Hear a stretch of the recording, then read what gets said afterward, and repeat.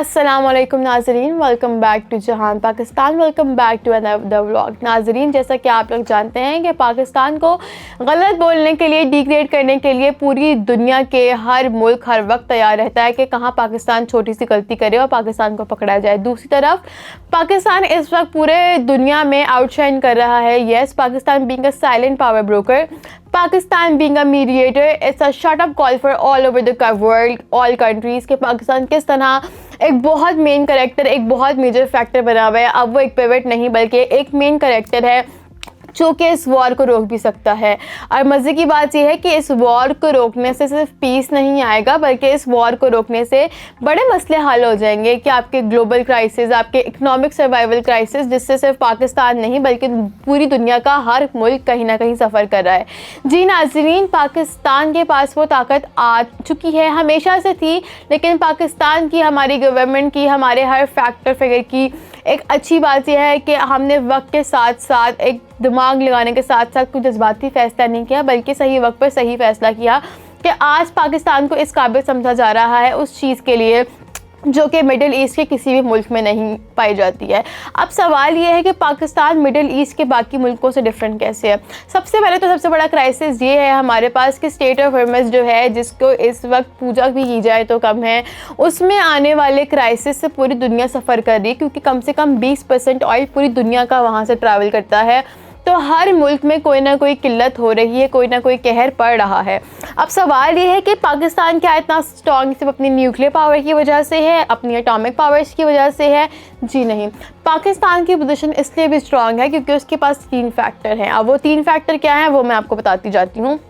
पहला factor, Iran के साथ क्रेडिबिलिटी और न्यूट्रलिटी का एक प्रॉमिस है, एक ट्रस्ट है। ईरान सिर्फ पाकिस्तान और तुर्क पे इस वक्त यकीन करता है, सिर्फ उनकी ही साथ देने पर उसका बिलीव है, क्योंकि मिडिल ईस्ट की कहीं ना कहीं कंट्री, अगर हम इंडिया की बात करें तो उनकी बेवकूफ़ी बोले या उनकी समझदारी बोले, उनकी डरपोक जैसी बोलते हैं हम कि किस तरह उन्होंने नेतन्याहू और अमेरिका की तरफ अपना एक रुझान कर लिया है और वहीं पर माने जाते हैं। तो अगर वो इस मीडिएटर के तौर पे अपने आप को रिप्रेजेंट करें तो कोई मानेगा नहीं, बिकॉज़ वो एक कन्फ्लिक्ट का पार्ट हो जाएंगे और बायसनेस प्रूफ करेंगे। और बाकी कंट्रीज़ की बात करें तो समहाउ किसी न किसी तरह बाकी कंट्रीज़ ने भी अपनी एक साइड चूज़ की हुई है, जबकि पाकिस्तान के ईरान के साथ भी ताल्लुकात अच्छे हैं और अमेरिका को भी इतनी पावर पाकिस्तान रखता है कि हमारी आर्मी मार्शल, चीफ मार्शल साहब जो हैं वो अभी भी ट्रंप को कॉल कर सकते हैं, डायरेक्ट वाशिंगटन तक उनके ताल्लुकात हैं और वो ये मामला को तय पा सकते हैं और वो इस्लामाबाद तक ट्रंप को ला सकते हैं, क्योंकि ट्रंप ने, जैसे कि आप लोग जानते हैं कि अमेरिका ने 15 निकात पेश किए हैं,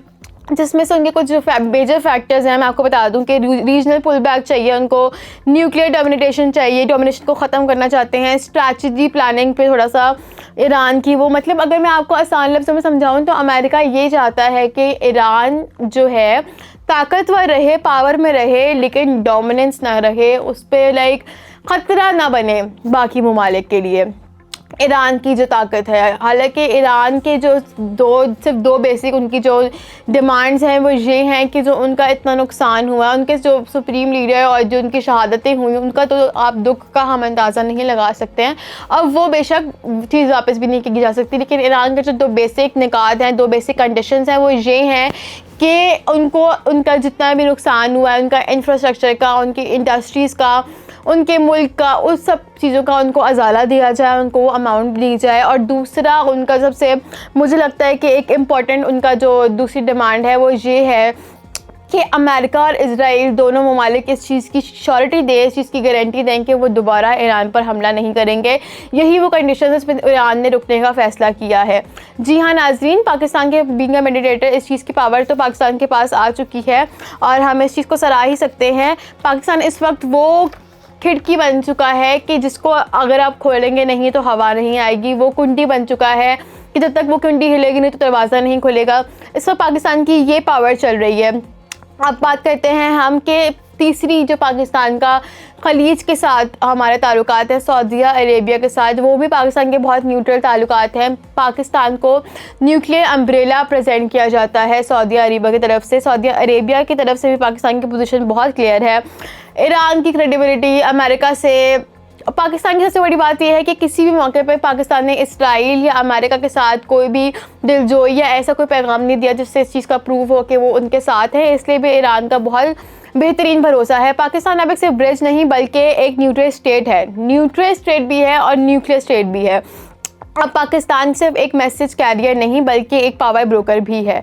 असल कामयाबी तो पाकिस्तान की यही है कि आज उसको इस काबिल समझा जा रहा है, जबकि दुनिया का कोई भी मुल्क इस हालत में नहीं है कि डिक्टेट कर सके। पाकिस्तान डिक्टेट कर रहा है, जबकि इंडिया भी नहीं कर पा रहा, पाकिस्तान डिक्टेट कर रहा है। तो उम्मीद की जा सकती है कि अगर ये गोलमेज कॉन्फ्रेंस इस्लामाबाद में हेल्ड हो जाती है और अगर मुज़ाकरात तय पा जाते हैं, उससे पाकिस्तान की पोजीशन रीजनल तौर पे कितनी अच्छी हो जाएगी और मिडल ईस्ट में भी all over the world Pakistan की एक इज़्ज़त है, एक जो झंडे की नुमाइश है वो और बेहतरीन हो जाएगी। इज़्ज़त का एक फैक्टर है जो कि और बेहतरीन हो जाएगा। वर्ल्ड वॉर 3 जंग को रोकना और जंग को रोक के एक कदम आगे बढ़ना, ये एक ऐसी इज़्ज़त है जो कि शायद आगे कहीं सदियों तक चलेगी और हमेशा याद रखी जाएगी। तो उम्मीद की जाती है कि पाकिस्तान का ये स्टेप, पाकिस्तान की ये एक जो कोशिश है वो कामयाब हो जाए, ताकि पाकिस्तान की इमेज जो कि ऑलरेडी बेहतर हो चुकी है, जो कि कोई क्वेश्चन नहीं कर सकता, लेकिन और रीजनल तौर पे पाकिस्तान स्ट्रांग हो जाए। जी नाज़रीन, उम्मीद है कि आप इस चीज़ पे हमारी तरह बहुत खुश होंगे और एग्री करते होंगे पाकिस्तान का ये स्टेप